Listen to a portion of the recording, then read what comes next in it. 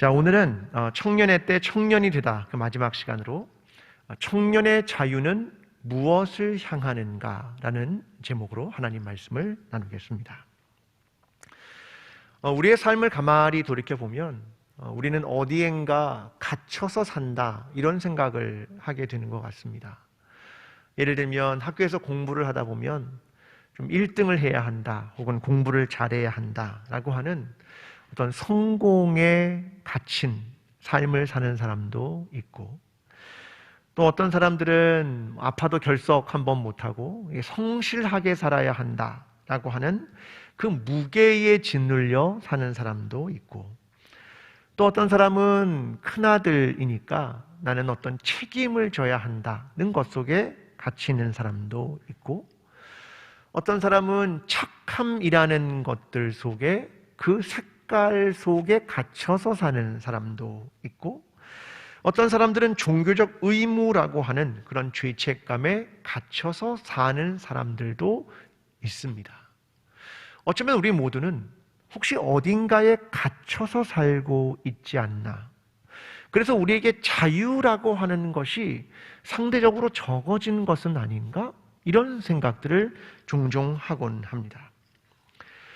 우리가 어떤 갇힌 것으로부터 자유롭고 싶고 그것으로부터 탈출하고 싶고 그런 마음이 우리에게 있는 것이 사실인데요, 여러분, 탈출에 대한 되게 유명한 영화가 하나 있습니다. 그 영화의 제목은 쇼생크 탈출이라고 하는 영화입니다.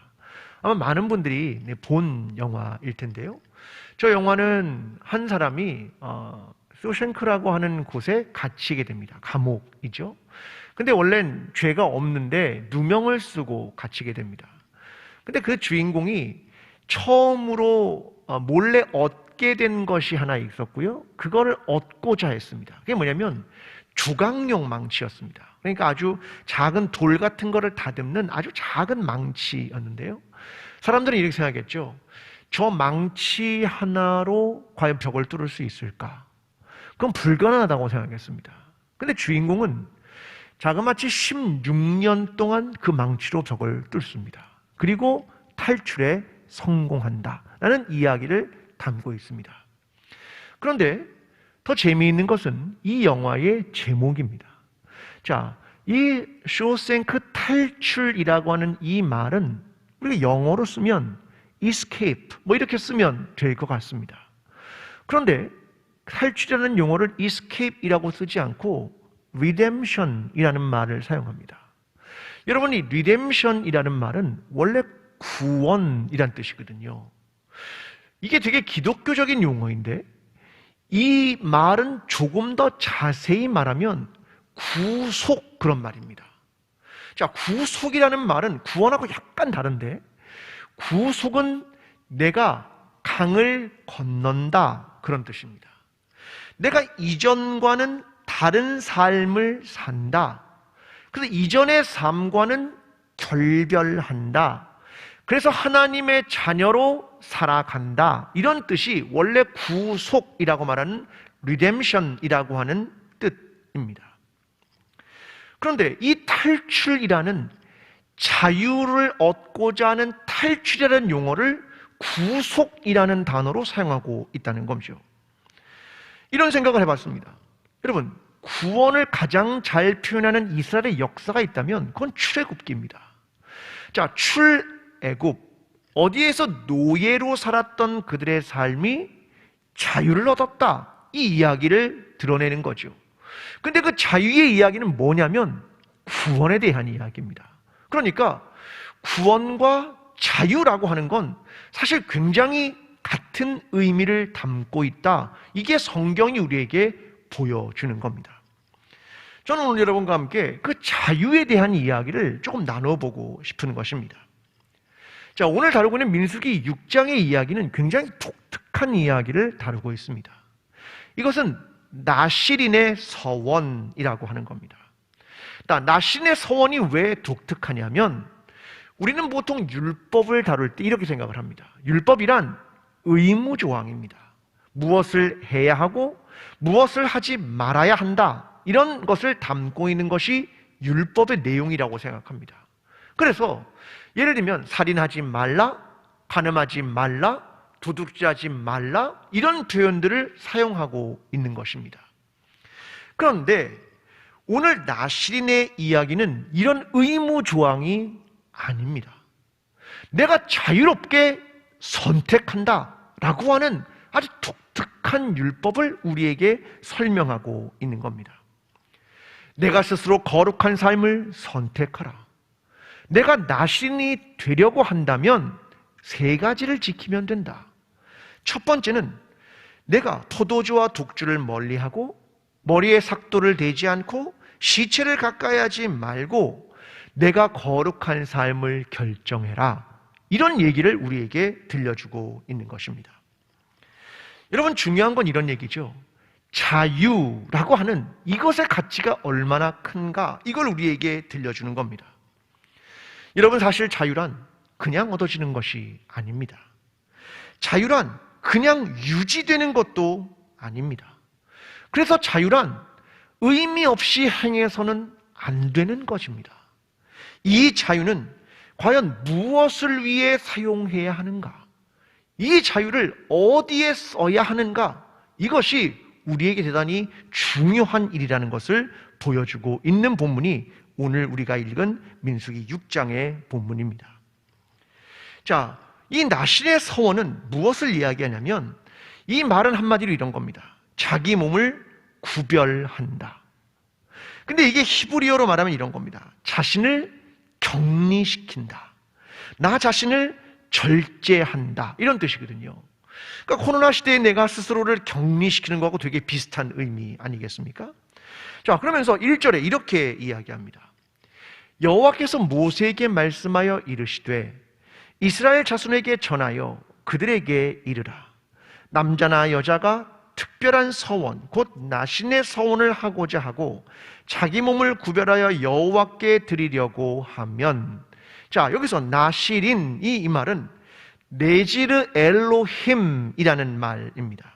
그러니까 이 말은 하나님께 따로 떼어서 구별한다, 하나님께 나를 동헌한다는 뜻입니다.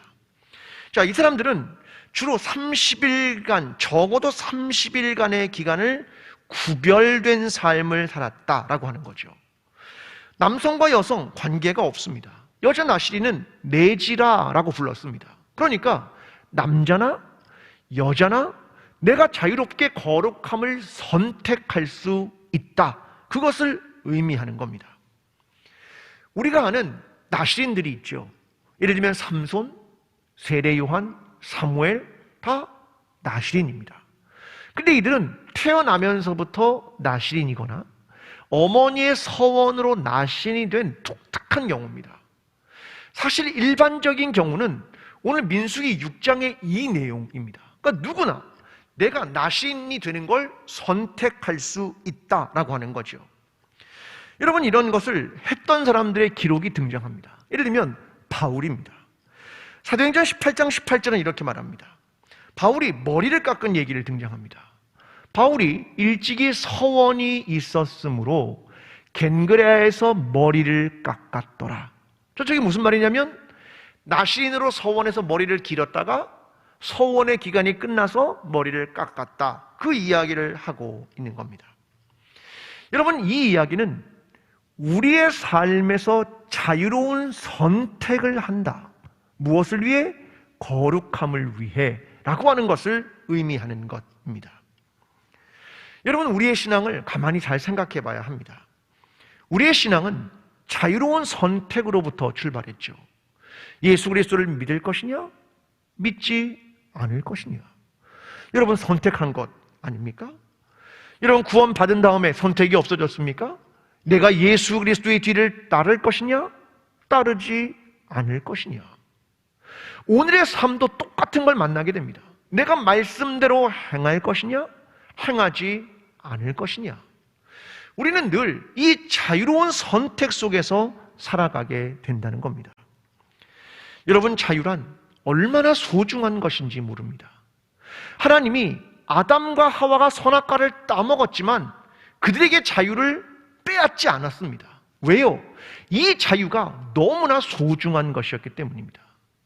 이 자유를 잃어버리는 순간 그들은 사람됨이라고 하는 걸 잃어버리는 겁니다. 마치 노예가 자유를 잃어버릴 때 사람됨을 잃어버리는 것하고 똑같은 것입니다. 여러분, 출애굽기의 이야기가 바로 그것이 아닙니까? 너희가 이 노예의 생활로부터 자유를 얻게 되는 것이 얼마나 중요한가, 이것을 우리에게 보여주고 있는 것입니다. 여러분, 우리의 신앙을 가만히 생각해 보십시오. 우리는 그동안 이 자유라고 하는 것을 너무나 많이 놓치고 있지 않았습니까? 우리는 혹시 내 신앙을 의무로 여기거나 무엇을 해야 한다라고 생각한 것은 없었습니까? 여러분, 우리의 신앙은 이런 것 있었죠. 성수주의를 해야 한다, 11조를 해야 한다, 다 어떤 의무감으로 한 적이 있지 않았습니까? 예수 그리스도를 처음 믿을 때는 내가 자유롭게 선택을 했는데 시간이 지나면서 점점 무엇인가 의무 조항처럼 느끼기 시작한 겁니다. 여러분, 성경은요, 우리에게 구원과 자유에 대한 걸 설명합니다. 그건 의무, 무엇을 해야 한다, 이 이야기를 넘어서는 이야기를 던져주고 있는 겁니다. 이게 뭐냐면 자유라고 하는 것입니다. 의무보다 한 차원 높은 자발성에 대한 이야기를 우리에게 던져주고 있는 것입니다. 여러분, 혹시 우리가 오늘 살아가면서 신앙생활을 하는 것이 내 의무감 때문이었습니까? 누군가 나를 바라보기 때문이었습니까? 아니면 내가 하나님을 마음속으로부터 사랑하기 때문입니까? 나는 의무감으로 여태까지 신앙생활을 했습니까?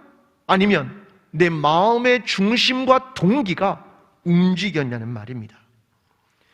여러분, 코로나19가 우리에게 이제는 전혀 다른 세상을 열어가고 있습니다. 저는 이것을 질문한다고 생각합니다. 넌 여태까지 신앙생활을 어떤 것 때문에 했느냐? 의무감이었느냐? 누군가가 널 바라보기 때문이었느냐? 내가 가지고 있는 직책 때문이었느냐? 아니면 내 중심으로부터 하나님에 대한 마음을 가지고 있었느냐? 이걸 우리에게 질문한다고 생각합니다. 저와 여러분의 신앙은 이제 의무감 때문에 하는 신앙생활이 아니라 자유하는 신앙으로 내 중심으로부터 하나님을 사랑하고 내가 자유로운 선택 속에서 하나님을 예배하고 하나님을 경배하며 하나님의 말씀을 따라가는 저와 여러분의 자유하는 신앙으로 하나님을 예배하는 저와 여러분이 되기를 간절히 기도합니다. 자, 그런데 이 나신이 서원을 할 때 지키는 것 3가지가 있었습니다. 자, 그 내용이 뭔가 이걸 좀 살펴보도록 하겠습니다. 자, 첫 번째는 3절의 말씀인데요.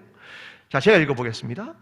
포도주와 독주를 멀리하며 포도주로 된 초나 독주로 된 초를 마시지 말며 포도즙도 마시지 말며 생포도와 건포도도 먹지 말지니.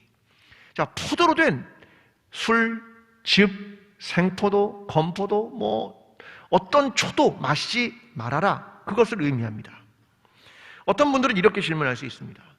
목사님, 맥주 같은 것 말이죠, 그냥 음료수 아닌가요?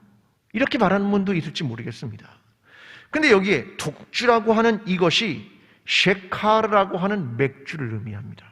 그러니까 어떻게 변하는 그것조차도 하지 말라는 거죠. 포도주의 초라고 하는 건 호메치입니다. 이게 뭐냐면 옛날 우리나라 막걸리 담으면 그 남은 술찌개미, 그걸 얘기하는 겁니다. 가난한 자들의 양식이기도 했습니다. 근데 그것도 먹지 말아라. 생포도, 건포도, 내가 조금 이 정도는 괜찮지 않겠습니까? 라는 것조차도 거절해라, 그 말입니다. 이건 우리에게 뭘 얘기하냐면 내가 하나님께 거룩한 삶을 헌신했다면 죄악의 어떤 모양이라도 버려라, 그걸 의미하는 말입니다. 두 번째 지켜야 되는 거 있었습니다. 머리에 삭도를 대지 말라는 겁니다. 5절 말씀입니다. 그 서원을 하고 구별하는 모든 날 동안은 삭도를 절대로 그의 머리에 대지 말 것이라. 자기 몸을 구별하여 여호와께 드리는 날이 차기까지 그는 거룩한즉 그의 머리털을 길게 자라게 할 것이며. 자, 이 말은 내 머리를 밀지 말아라, 그걸 의미하는 겁니다. 자, 머리에 대한 관심을 갖는 건 이런 겁니다. 너의 머리가 누구냐? 너는 너의 주인이 누구냐? 그것에 대한 질문을 던지고 있는 겁니다. 고린도전서 11장 3절은 이렇게 말합니다. 남자의 머리는 그리스도요. 너의 머리가 누구냐? 너의 머리는 그리스도다. 그걸 설명하고 있는 거죠. 그러니까 나신으로 있는 동안은 뭘 생각해야 되냐면 내 머리가 누굴까? 내 주인이 누굴까? 내가 따라야 할 분이 누굴까? 그걸 잊지 말라는 겁니다. 이게 두 번째 의미입니다. 세 번째는 6절입니다. 자기의 몸을 구별하여 여호와께 드리는 모든 날 동안 시체를 가까이 하지 말 것이요. 이건 죽음과 생명은 동시에 존재할 수 없다. 이걸 의미하는 겁니다. 넌 그래서 죽음을 가까이 하지 말아라. 이걸 의미하는 겁니다. 포도주, 머리에 삭도를 대는 것, 그리고 시체를 가까이 하지 않는 것입니다. 이 모든 건 8절에 모아집니다. 내용은 이거죠. 자기의 몸을 구별하는 모든 날 동안 그는 여호와께 거룩한 자니라. 그런데 나실인 법이 독특한 이유는 이것입니다. 사람들은 거룩해지려면 제사를 잘 드리면 된다고 생각했습니다. 예식을 잘하면 된다고 생각했습니다. 근데 이 법이 말하고 있는 나실인의 법은 삶에서 몸을 구별하라. 이 의미를 던져주고 있다는 겁니다. 너는 삶 속에서 거룩한 나신으로 살아가라. 이걸 의미하고 있다는 것입니다. 우리는 본래 거룩이라고 하면 떠오르는 한 사람들이 생각납니다. 그건 누구냐면 제사장들입니다. 자, 제사장들은 위임식을 통해 거룩하게 됩니다. 그리고 제사장으로 태어나기도 하죠. 자, 이 내용이 레위기 8장 30절에 기록됩니다. 이렇게 말합니다.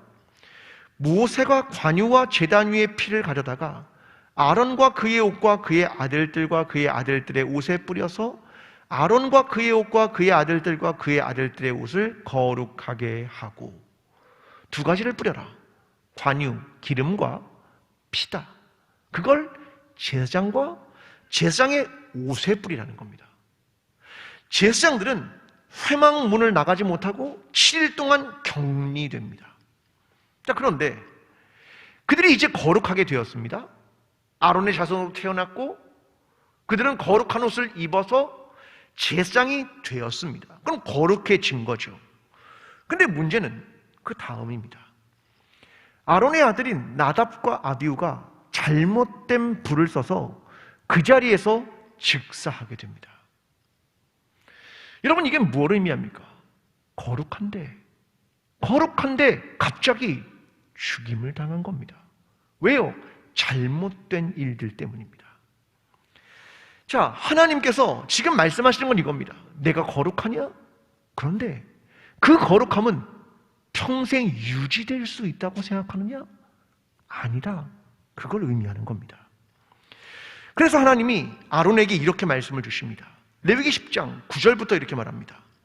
너와 네 자손이 회막에 들어갈 때에는 포도주나 독주를 마시지 말라. 그리하여 너희 죽음을 면하라. 이는 너희 대대로 지킬 영원한 규례니라. 그리하여야 너희가 거룩하고. 내가 제사장이지만, 내가 제사장으로 태어났고 제사장의 위임을 받았지만 너희의 거룩함은 성전에 들어가 제사를 드릴 때에도 너는 포도주와 독주를 마시지 말아라. 그 말은 너의 거룩함은 늘 유지되는 것이 아니다. 오늘 너는 그것을 지키기 위해 노력하라. 그것을 의미하는 겁니다. 여러분, 거룩하십니까? 거룩이면 내가 예수 그리스도를 믿으면 다 거룩해지고 그것이 내 평생 유지될 것이라고 생각하십니까? 한 번의 예식이면 되는 것 같습니까? 아니요. 거룩이란 지켜나가는 것이다. 계속되는 너의 선택 속에서 너는 거룩을 지켜나가야 하는 것이다. 이것을 우리에게 설명하고 있는 겁니다. 여러분, 코로나 시대에 우리의 신앙은 자유의 시험대에 서 있다고 저는 생각합니다. 우리가 가지고 있는 신앙이 정말 어떤 신앙이었을까? 그것이 시험대 위에 올라서 있습니다.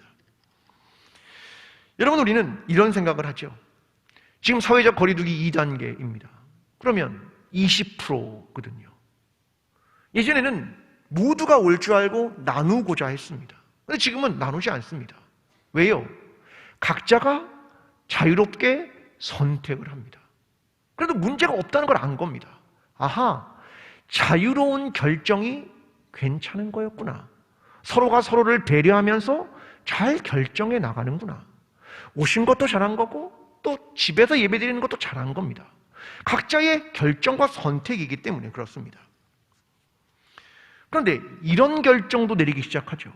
자, 집에서 영성으로 예배를 드립니다. 몇 시에 예배를 드리실 겁니까? 오전 9시요? 아니면 밤 9시요? 자유의 범위가 굉장히 넓어졌습니다. 옛날엔 9시 하면 11시, 둘 중에 하나는 선택해야죠. 지금은 아닙니다. 내가 결정할 수 있는 선택의 범위가 너무 넓어졌다는 겁니다. 자유입니다. 아무도 안 봅니다. 내가 무슨 선택을 했는지 아무도 모릅니다. 그래서 자유의 시험대에 선 것과 같다는 겁니다. 이스라엘 백성이 애굽에서 노예로 살다가 출애굽을 했습니다. 구원입니다. 자유입니다. 해방입니다. 이제 광야로 나갔습니다. 그들이 거기서 그 자유를 무엇을 위해 선택했느냐? 이게 너무나 중요한 이슈로 떠오르게 됐단 말입니다. 이제 자유를 얻었으니 다 됐는가? 아니라는 겁니다. 하나님의 백성이 되어가는 과정을 이제 시작을 한 겁니다.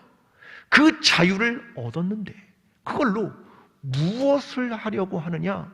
그 질문 앞에 선 것과 똑같습니다. 레위기 11장 45절은 하나님이 애굽에서 구원한 이유를 설명합니다. 이렇게 말합니다. 나는 너희의 하나님이 되려고 너희를 애굽 땅에서 인도하여 낸 여호와라. 내가 거룩하니 너희도 거룩할지니라. 내가 너희를 애굽에서 건져낸 이유가 있다. 내가 너희의 하나님이 되고 싶다. 내가 거룩한 것처럼 너희도 거룩하기를 원한다. 이게 그들을 출애굽시킨 이유라는 겁니다. 우리가 구원받은 이유를 알고 계십니까? 그것이 무엇입니까? 그냥 내 자유롭게 살기 위한 겁니까? 아닙니다. 오히려 하나님의 백성다움, 거룩한 삶, 이것을 내가 결정하라는 겁니다. 여기엔 엄청난 책임이 뒤따르는 것입니다. 에드워드 내시라는 사람이 하나의 심리학적 실험을 했습니다. 그 내용은 이겁니다. 보상과 자기 내면의 동기에 대한 영향을 알고 싶은 시험을 한 겁니다. 그러니까 보상이란 뭘 잘하면 거기에 대한 대가를 지불해 주거나 혹은 잘못하면 벌을 주는 걸 보상이라고 하고요. 내면의 동기는 이거하고 어떤 연관이 있는가? 이걸 이제 실험을 해본 겁니다. 자, 이 사람은 12명씩 두 그룹을 3일 동안 3번의 세션을 나누어서 실험을 했습니다. 자, 내용은 아주 간단합니다. 종이를 주고 퍼즐을 맞추게 합니다. 자, 시간을 재고 퍼즐을 맞춥니다. 자, 맞췄습니다. 그러면 뒤에 뭘 주냐면 8분 동안의 자유시간을 줍니다. 자, 실험은 사실 이 자유시간에 관심이 있지만 사람들은 전부 다 퍼즐 맞히는 것이 핵심인 줄 압니다. 자, 이걸 이제 실험을 했습니다. 자, 두 그룹으로 나누었으니까 한쪽은 퍼즐을 맞추면 1달러의 보상을 했습니다. 자, 잘 맞추셨습니다 라고 보상을 한 거죠. 한쪽은 보상을 하지 않았습니다. 자, 이게 끝났습니다. 자, 그 다음 세션으로 넘어갑니다. 이번에는 둘 다 보상을 안 해줍니다. 그러면 자유시간 동안 보상을 받은 쪽 사람들이 이 자유시간 동안 퍼즐을 더 맞췄을까? 아니면 자유시간 동안 보상을 받지 않은 쪽이 퍼즐을 더 맞춘 걸 했을까라는 실험을 해본 겁니다. 어느 쪽 같습니까? 어느 쪽이 자유시간 동안 무엇인가를 더 하는 쪽은 어느 쪽이냐면 보상을 받은 쪽이 아닙니다. 오히려 보상이 없던 쪽이 내면의 동기가 움직였다. 그걸 실험한 실험이었습니다. 이걸 신앙으로 대입해 봅니다. 여러분, 신앙을 과거에 의무감 때문에 했거나 누군가 보상을 줬기 때문에 했다면 오늘같이 자유시간이 주어졌을 때, 너의 선택이 늘어났을 때 이 사람들은 신앙을 내려놓게 된다는 겁니다. 오히려 내면의 동기를 그대로 가지고 있고 내가 신앙을 갖고 있는 것이 남들이 쳐다보기 때문에, 아니면 누가 보상을 주기 때문에, 교회가 무엇인가를 주기 때문에, 이것 때문에 한 사람은 자유로운 시간이 왔을 때 신앙을 오히려 가지게 된다는 겁니다. 여러분, 보상이란 늘 그렇다는 겁니다. 여러분, 생각을 해보십시오. 신앙에는 정말 무엇입니까? 내가 거룩하게 살려는 몸부림은 무엇입니까? 예수를 믿은 건 어떤 이유 때문입니까? 여러분, 생명이 여기에 있음을 내가 믿은 것 아닙니까? 여기에 진정한 평화와 사랑이 있음을 내가 확인하기 때문이 아닙니까? 오늘 이 세상이 보여주는 시간과는 다른 질적인 시간이 있음을 깨달았기 때문이 아닙니까? 하나님과 동행하는 것 자체가 얼마나 기쁜 일임을 알기 때문이 아닙니까? 애굽과 같은 세상과 다른 삶이 있음을 확인했기 때문이 아닙니까? 그렇다면 더 가치 있고 더 품이 있고 더 고상한 길을 내가 선택한 것 아닙니까? 여러분, 오늘 우리에게 이제 자유가 주어졌습니다. 여러분, 이 자유 속에서 무엇을 선택할 것입니까? 다시 의무적인 신앙으로 돌아갈 것입니까? 무언가 노력하면 얻는 신앙으로 돌아갈 것입니까? 아닙니다.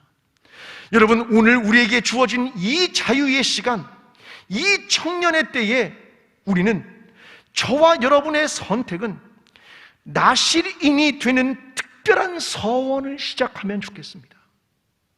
이건 아무도 강요하는 것이 아닙니다. 자발적인 선택이기 때문에 그렇습니다. 이건 의무도 아닙니다. 내가 거룩한 삶을 선택하는 것입니다.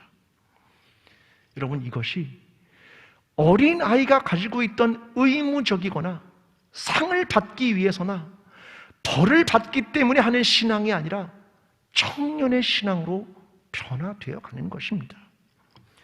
하나님은 우리가 이 정도의 신앙을 갖기를 원하십니다.